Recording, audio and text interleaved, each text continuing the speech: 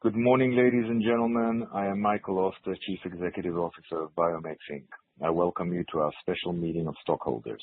I will conduct and act as chairman of this meeting. I hereby call the meeting to order.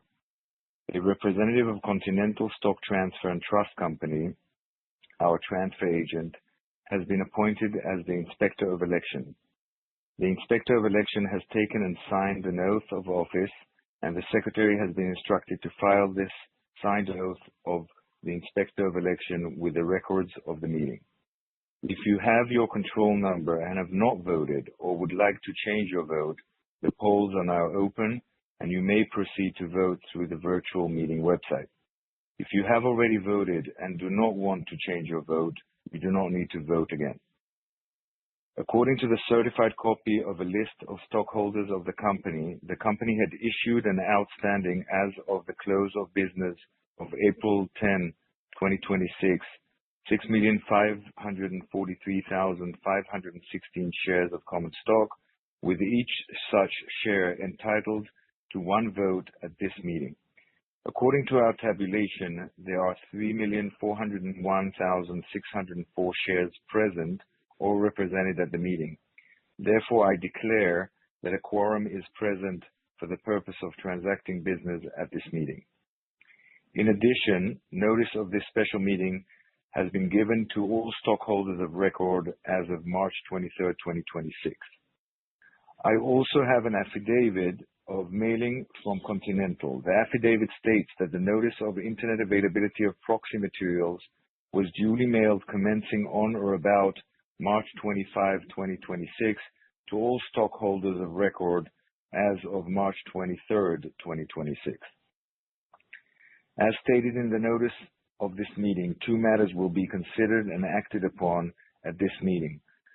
The first order of business is to approve the BiomX Inc. 2026 Equity Incentive Plan, which is known as the 2026 Plan, which provides for the issuance of up to 1,390,000 shares of common stock with an annual automatic increase, which is known as the evergreen mechanism, of 4% of the total number of shares of common stock outstanding on December 31 of the preceding calendar year for a period of 10 years commencing January 1, 2027 and ending January 1, 2036, as more fully described in the proxy statement.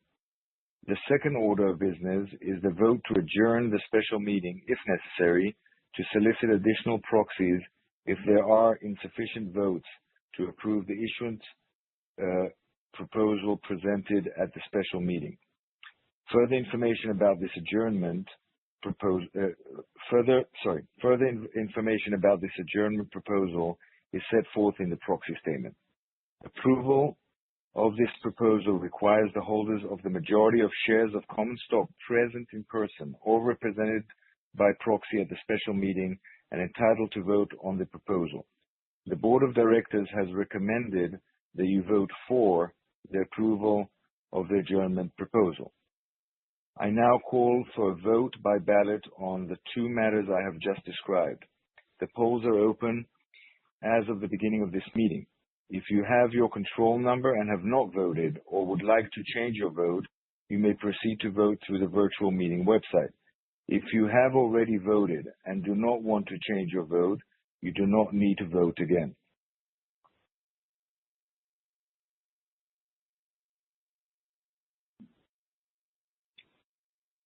All having voted who wish to do so, the polls are declared to be closed. Based upon a preliminary count, we have sufficient votes to approve the 2026 plan. On the basis of such report, I hereby declare that the 2026 plan is approved. This completes the business of our agenda. If you have any additional question for any member of the management, questions may be submitted to the webpage.